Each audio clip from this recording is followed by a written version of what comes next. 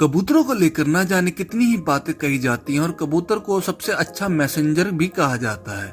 माना जाता है कि कबूतर पुराने जमाने में चिट्ठी लेकर जाते थे।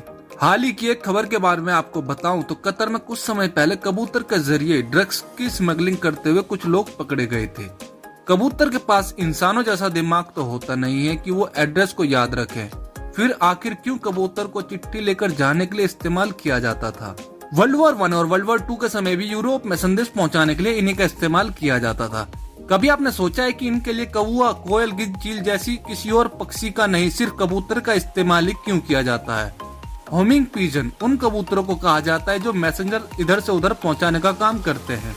ये टर्म 1900s में दिया गया था, जब वर्ल्ड वॉर के समय उन्हें यूज किया जाने लगा। कुछ रिपोर्ट के बताती है कि कबूतर लगभग 1600 मील उड़कर अपने घर वापस पहुंच सकते हैं। इनकी स्पीड 60 मील प्रति घंटे की रफ्तार हो सकती थी। होमिंग पिजन टर्म भी इसलिए दिया गया था क्योंकि कबूतरों की आदत होती है कि वो पूरी दुनिया में कहीं भी हो, वो अपने घर जरूर पहुँच जाते हैं। जैसा कि मैंने पहले बताया कि कबूतर की आदत होती है कि वो कहीं भी हो, अपने घर जरूर पहुंच जाते हैं। इसके लिए वो सूरज की दिशा, पृथ्वी का मैग्नेटिज्म, अपनी फोटोग्राफिक मेमोरी और अलग अलग तरह की गंध का इस्तेमाल करके रास्ता पता करते हैं। ये कुछ वैसा ही है जैसा सैटेलाइट के जरिए रास्ता पता किया जाता है। कबूतर को नेचुरल सैटेलाइट कहा जाए तो गलत नहीं होगा। ऐसे में कबूतरों को एक जगह से पकड़कर दूसरी जगह ले जाते थे और फिर जब कोई संदेश भेजना होता था तो उसी कबूतर के गले में उस संदेश को बांध दिया जाता था। ऐसे में कबूतर उड़ता हुआ अपने घर पहुंच जाता था और संदेश भी उसी इंसान तक पहुंच जाता था जहां पहुंचना चाहिए। 1600 सदी में जहाज पर मौजूद सेलर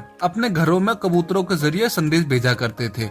शुरुआत में ही हमने आपको बताया कि कतर में एक कबूतर ड्रग्स ले जाते पकड़ा गया था। ऐसे ही 1900 की सदी में कई जगहों पर कोरियर पिजन का इस्तेमाल किया जाता था। 1903 में जर्मन ऑप्थेकेरी जूलियस नॉर्बर ऐसे ही कबूतरों का इस्तेमाल किया करती थी जो अर्जेंट दवाइयां एक जगह से दूसरी जगह पहुंचाया करते थे।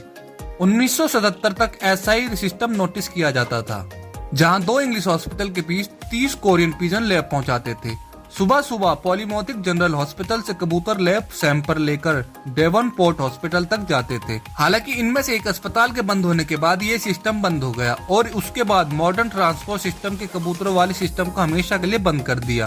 पर अगर हम चाहें तो खुद भी अपना होमिंग पिजन ट्रेन कर सकते हैं।